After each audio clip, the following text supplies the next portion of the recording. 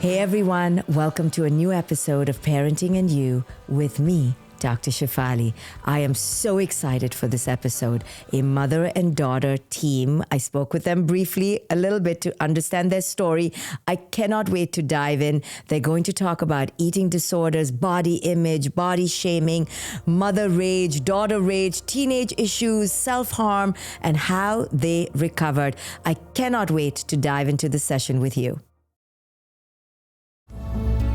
Joining me now is mom Helene and daughter Penelope. They're going to talk about Penelope's battle with body issues and mom's generational pattern of overeating and all that stuff that comes down the generational pike around our bodies, our self-esteem and self-image. Welcome, Helene and Penelope. I cannot wait to help you and see what you're dealing with. So who wants to start? I think I'll start. Penelope and I have been together as I've been a single parent, and my mother was well over 300 pounds. So I had this generational compulsive eating, disordered eating in my household. I was determined to break that, and I took conscious parenting very seriously. And lo and behold, my own daughter, just at age 15, was 320 pounds. This was me at 320 pounds. Okay. And so I thought that I had done everything to change that pattern. And I really want to see if you have any insight, and feel free to ask us anything about where my blind spots are so that we can break this generational pattern for Penelope's children. Okay, I'm really grateful. And Penelope, thank you for being here. How old are you right now? I'm 20. Okay, I'm not meaning any offense when I say you don't look 300 pounds right now. So I hope I'm not being offensive, but No, you're not. It's interesting you bring this up because when I was 15, I became 320 pounds. And it was my mom who was always healthy my whole life. And she kind of really preached this health, healthy body, healthy image, healthy food at home.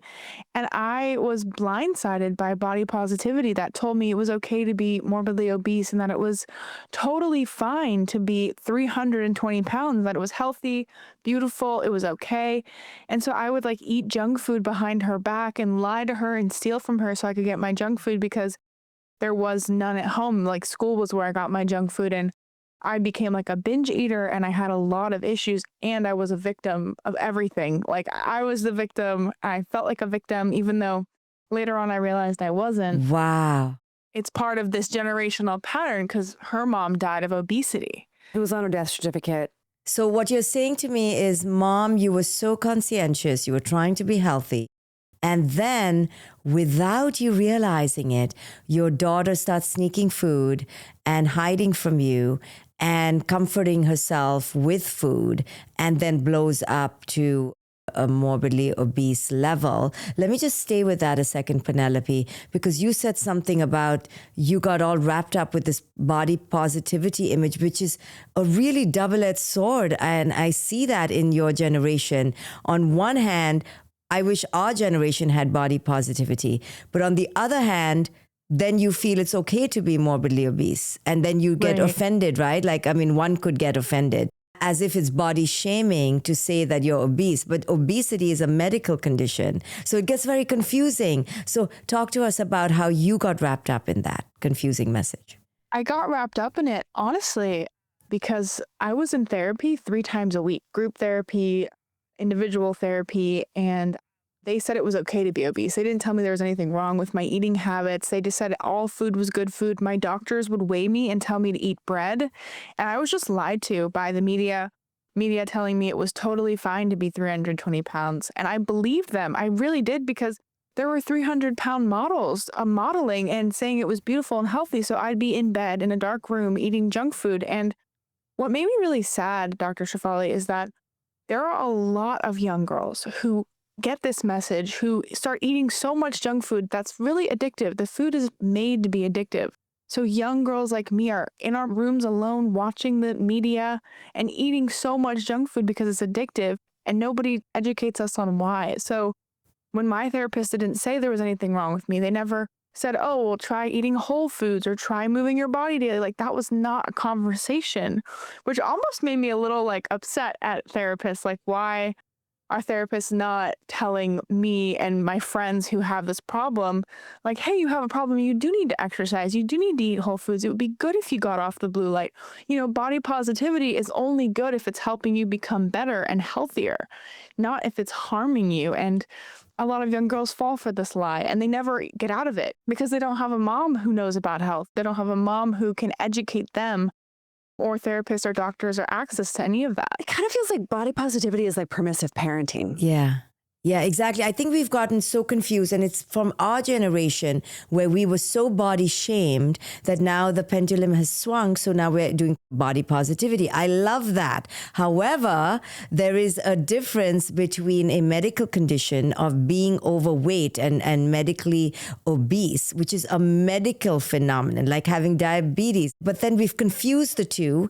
And I think we adults are so afraid of being canceled that we have created fragility around this very serious condition called obesity, which needs to be taken care of, like diabetes, like migraine headaches. It's a physical condition, but we've mixed it with the psychological. So now, because we don't want to be canceled, because I would see my pediatrician and my daughter's pediatrician and other therapists also tiptoeing around this topic and not saying you are obese, as if that is body shaming, right? So we've gotten that very confused. Actually, it's body honoring.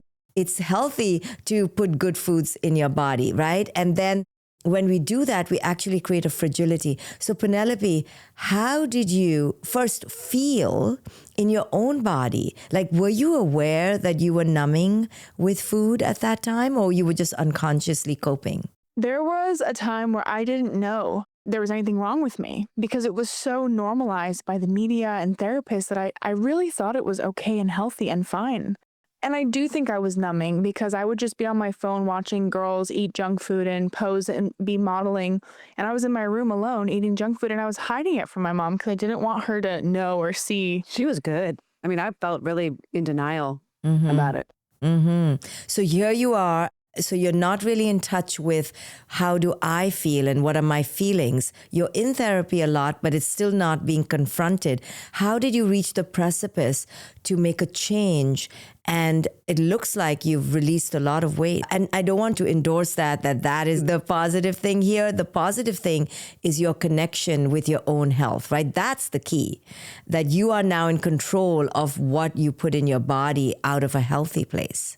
I would say that it's totally like healthy and amazing because my triglycerides were high. I was depressed. I was anxious. I wasn't on any medications, but I got rid of my depression and anxiety. And PCOS. I reversed all of it naturally, like no pills, injections, nothing. I just with whole foods and sunlight. And it was this moment where I looked in the mirror and I didn't recognize myself anymore. I had no idea who I was.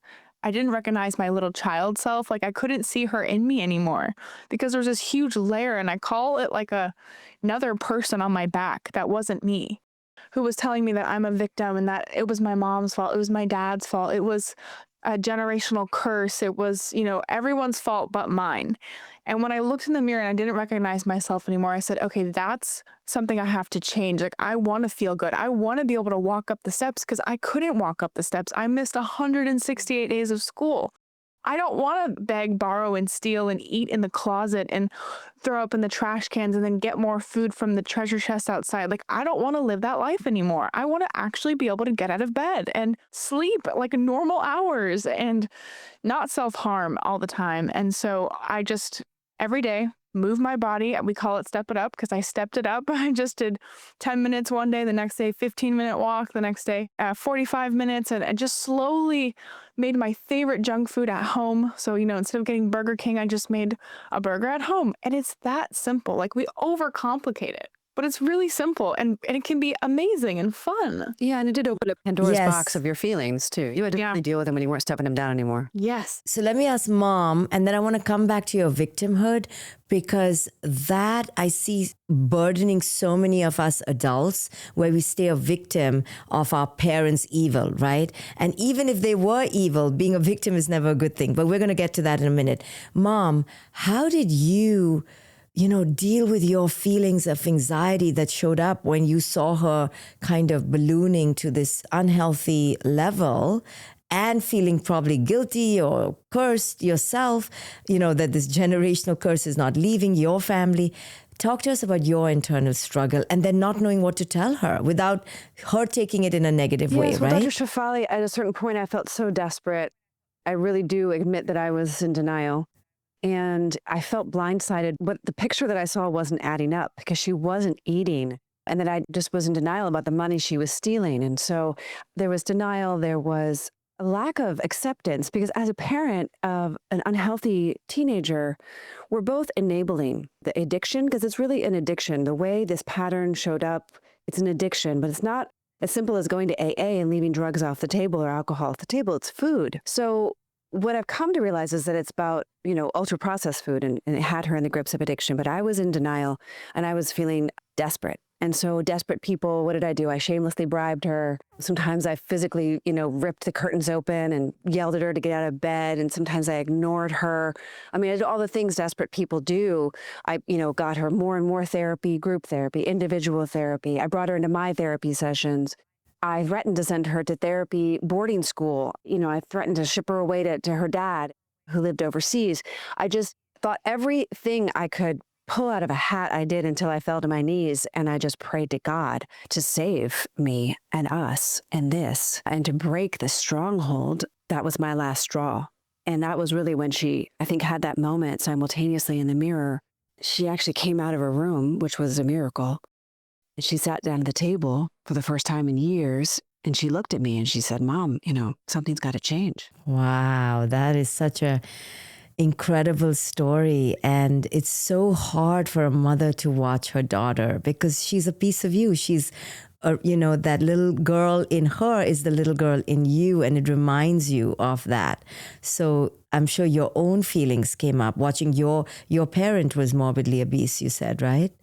Yes. She was in and out of Overeaters Anonymous. 12-step program was on the kitchen table. I mean, I grew up in this. It's like how I, of all people with a bachelor's and master's degree in nutrition, who helps thousands of people recover their health, should not be in this situation. And I came aware that there's a certain level of acceptance. Like, how can I accept her and also be enabling her? Yes.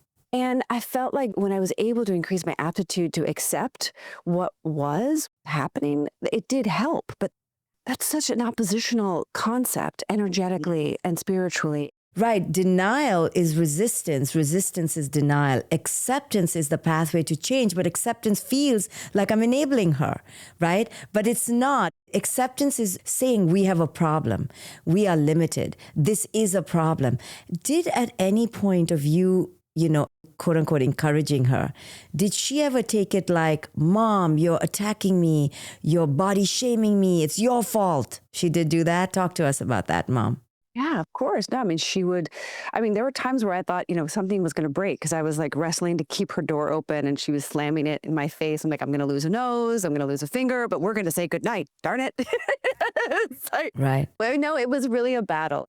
It was consistently a battle. I mean, we had screaming fits and doors slamming and so many moments of resistance. I can feel your judgment. That's why I can't sit at the table with you, because you're judging how much ketchup I'm using. Or, we just couldn't even just have a meal together because you felt my shame. Oh my God, this is such an interesting conversation. It is resounding with me on every level, but we need to take a break. We'll be right back with Mom and Penelope. So you felt her shaming you, and Penelope, were there times when if she would eat a salad, you would take it as like, look, she's judging me, or look at her trying to be perfect and I'm such a so-and-so? Did you internalize so much self-criticism?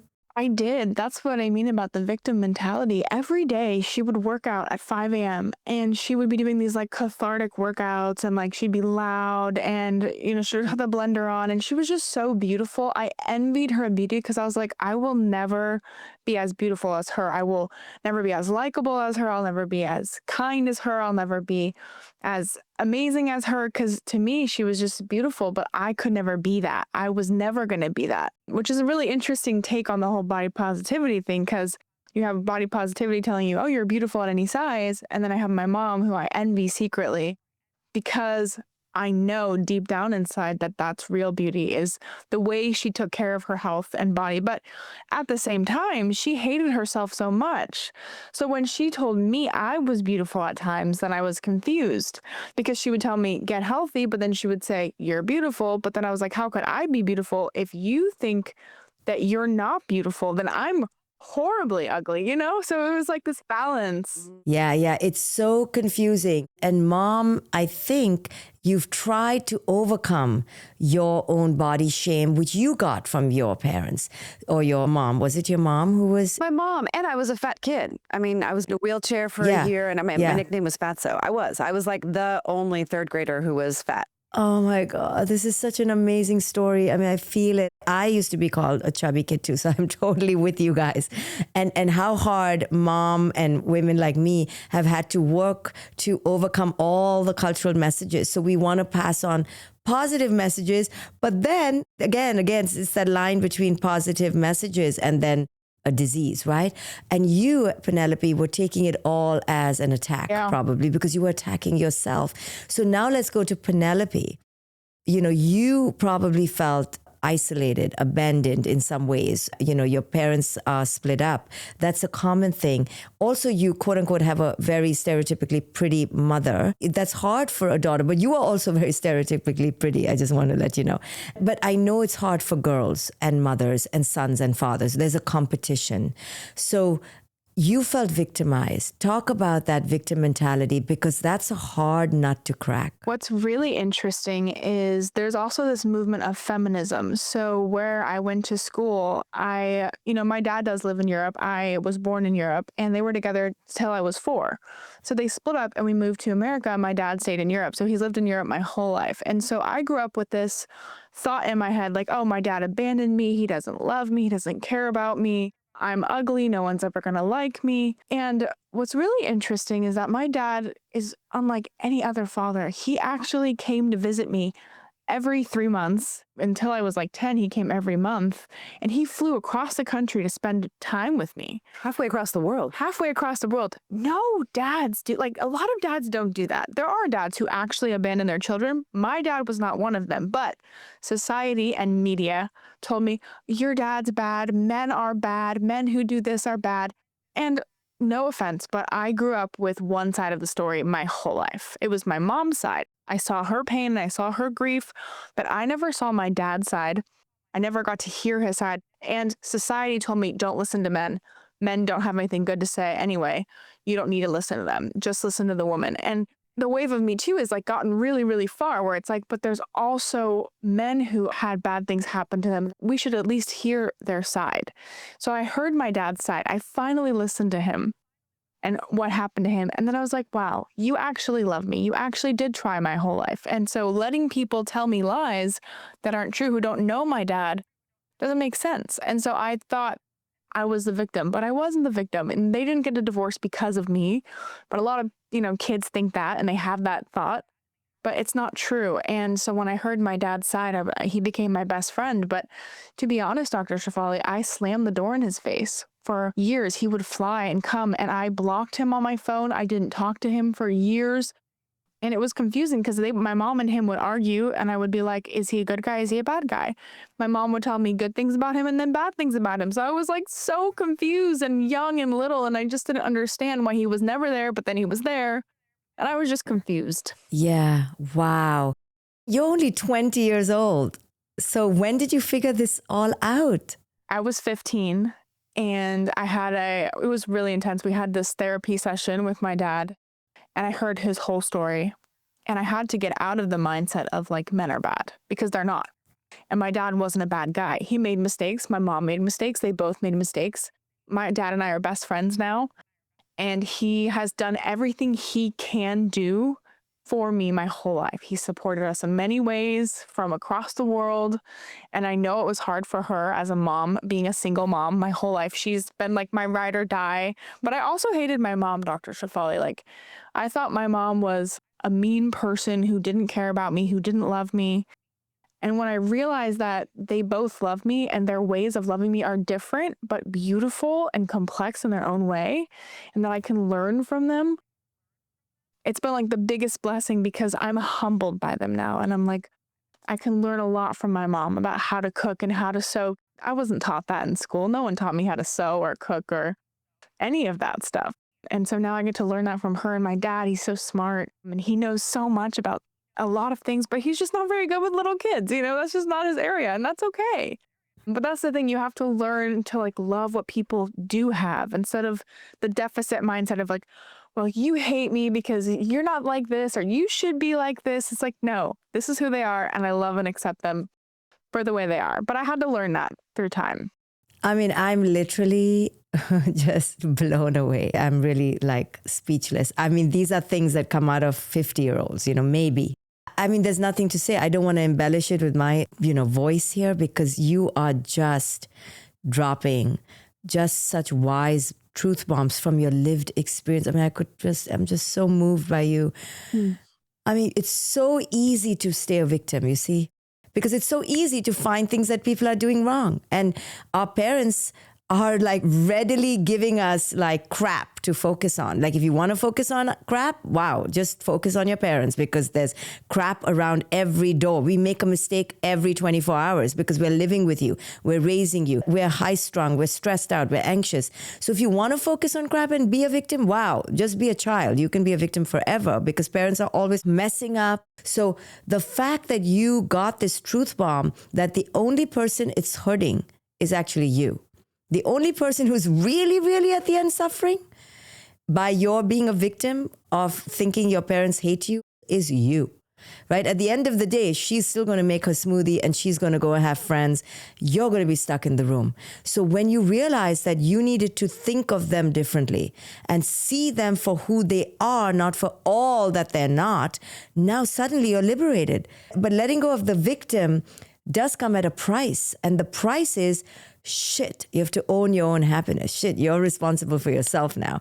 Because being a victim does have a great benefit. One benefit is that you just don't have to grow up. You can just be in misery, hate your parents, yell, scream at them, and just be stuck. But there's a benefit to that. You just stay comfortable, right? But the cost of that is that you stay stuck and you stay small and you stay miserable, right? So you had to make that big leap from victim to warrior, which is, you know what, I'm going to own my own life and not hate my parents and see that they actually love me and that my story about them is wrong. I always tell people we can only love another at the level of our consciousness. So your dad was and is amazing and he has issues. So does your mom and so do you, right? But that is what it means to be human. And children, I think in this generation, really, thanks to us, really, have created a false idea of what parents should be, because I think we parents have gone the other way of like, and I'm part of this now, I teach conscious parenting. It's kind of, I've messed it up because now children think parents should be so conscious.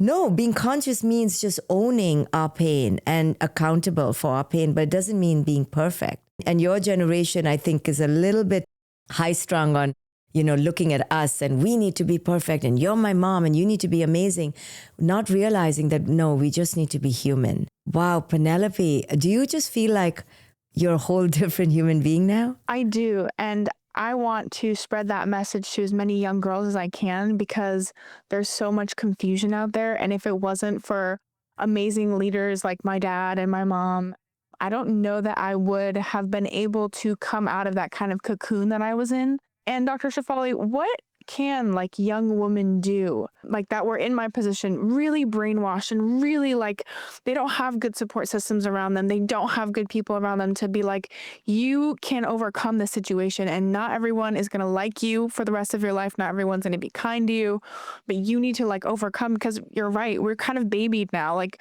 we're so sensitive and we think that everyone should like bow down to us and that like protect our emotions. Don't say this word. It's going to offend me and make me cry. Like what can young girls actively do to kind of basically get over themselves? Because that's what I had to do. I had to get over it. Like just move on. It's gotta keep walking because people are not going to always be kind and nice and loving. I'll answer your question, but just to get on to this point of the fragility, sometimes that your generation exhibits. And again, no fault. in many ways, your generation is fantastic and admirable. Look at you. You know, our generation wasn't like this. Like at 20, we were not dropping truth bombs. So as fragile as our generation thinks you are, listen, y'all are amazing. But when you were wallowing in that victimhood, she did try to tell you to move on. She did try to tell you, come on, woman, like I'm trying my best, like let go, like come on. But at that time, you saw it as a huge misattunement. You're like, you're not understanding me. You don't love me, right? You took it like she's not understanding you. But now look at you. You're like, how do I tell women to move on, right? They're going to kill you if you tell them to move on, right? So the truth is somewhere in between. It is a move on. Yes, let's move on. Stop being fragile. That is the truth. But also, you needed to be understood in your pain. But again, like your mom said, we need to understand but not enable. So let's go back, Penelope, because help me with this. Because what was the secret sauce? Because you did need understanding, but you didn't need enabling. What could a parent, now you be the parent watching you at 15 and your kid is just stuck in there, ice cream cartons under the bed, not going to school. How could a parent communicate to that girl by understanding but not enabling? What would be the language? Just give me a few sentences. And I know it's not the golden sentences that can turn things around. What is that attitude? Because I try to teach parents that understand but don't enable. But damn, it's so hard. Maybe it could be like, I understand that you maybe feel like this food or this ice cream or whatever is going to make you feel better or happier. I don't know that telling them the science behind it would help them. Right. I think that would piss them off. Like it pissed me off when you were like, right, so bad for you. I was like, oh my gosh. Oh my God, I better stop sending my daughter Instagram videos. I always send her, this causes cancer. It doesn't help? No. Oh God, okay. If we don't do that, we don't do the lectures, we don't give the data. Okay, so what on earth helps?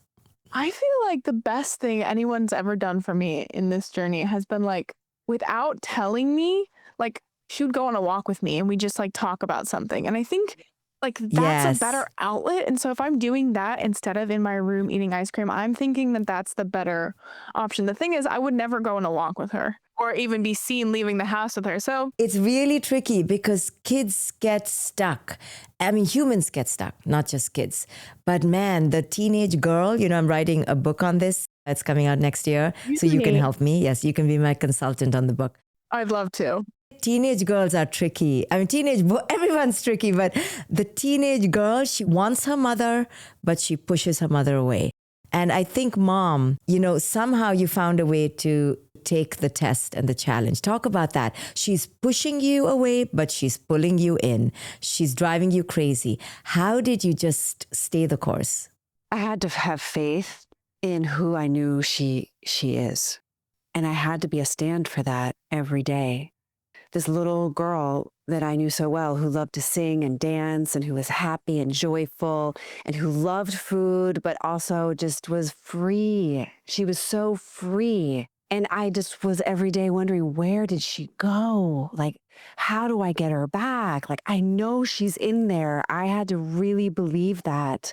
And I had to keep being a stand for it. And I had to stand up to her demons and her rage and her rejection and her assaults.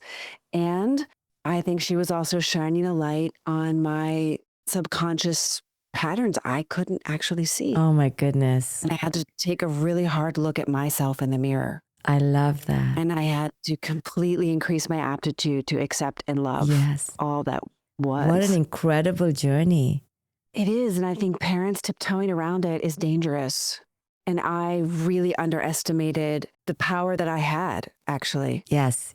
And I kept cowering away because it was so hard to confront it every day. And I got tired and it got weary and it was just really challenging. But I just think the belief in who she is, like now she's come back, like she's still, now she sings. She doesn't worry about being sick or walking up the stairs. She doesn't struggle to get her shoes on. Like, she asked to get a treadmill a few months ago, and I literally sobbed.